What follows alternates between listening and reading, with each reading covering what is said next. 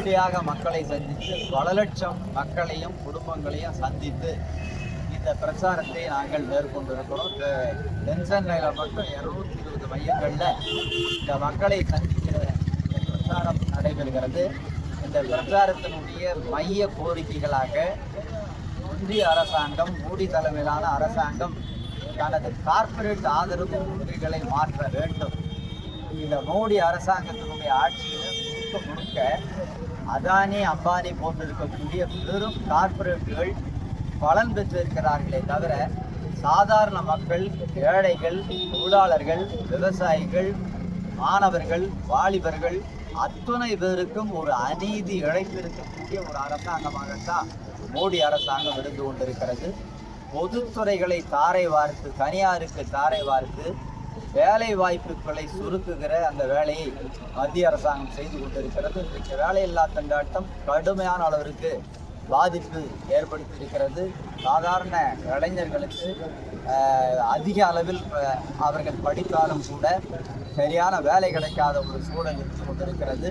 எனவே இந்த கொள்கையில் மாற்றம் வர வேண்டும். கல்வி ஏழைகளுக்கு கிடைக்கவில்லை.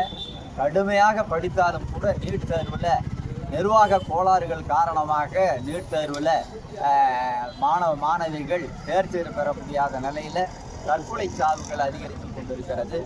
விவசாயிகளுடைய தற்கொலை சாவுகள் அதிகரித்து கொண்டிருக்கிறது. ஏன்னா விவசாயம் லாபகரமான தொழிலாக இல்லை. எனவே தொழிலாளர்கள் பாதிக்கப்படுகிறார்கள், விவசாயிகள் பாதிக்கப்படுகிறார்கள். இன்றைக்கு இந்த கொள்கைகளில் மாற்றம் வர வேண்டும். அதற்கு பதிலாக மோடி அரசாங்கம் மத சண்டைகளை கிளப்பி, ஜாதி சண்டைகளை கிளப்பி மக்களை கூறு போடுகிற அந்த நடவடிக்கைகளை அவர்கள் மேற்கொண்டிருக்கிறார்கள். எனவே இந்த அராஜகத்தை, இந்த அநீதிகளை எல்லாம் நாங்கள் கண்டிக்கிறோம். ஒன்றிய அரசாங்கத்தினுடைய கொள்கைகளை மாற்றம் வர வேண்டும். அதே போன்று தமிழ்நாட்டிலே புதிதாக வந்திருக்கக்கூடிய தமிழக வெற்றி கழகத்தினுடைய ஆட்சி மக்கள் நலனில் கவனம் செலுத்த வேண்டும் என்பதை அழுத்தமாக நாங்கள் கூறிக்கொள்ள விரும்புகின்றோம். மோடி அரசாங்கத்தினுடைய பாதையில் செல்லக்கூடாது. சமீபத்திலே அவர்கள் சட்டமன்றத்திலே நிறைவேற்றப்பட்ட அந்த நிதிநிலை அறிக்கையிலே பல துறைகளில் தனியார் மய நடவடிக்கைகளை அவர்கள் மேற்கொள்கிற முயற்சிகளை அவர்கள் அறிவித்திருக்கிறார்கள். இதை நாங்கள் வன்மையாக கண்டிக்கிறோம். எனவே தமிழக வெற்றி கழக ஆட்சி என்பது சாதாரண மக்களை, ஏழை எளியவர்களை பாதுகாக்கக்கூடிய திட்டங்களையும் கொள்கைகளையும் கடைபிடிக்க வேண்டும் என்று சொல்லி நாங்கள் இந்த பிரச்சார இயக்கத்திலே நாங்கள் இந்த மக்களை சந்தித்து கொண்டிருக்கின்றோம்.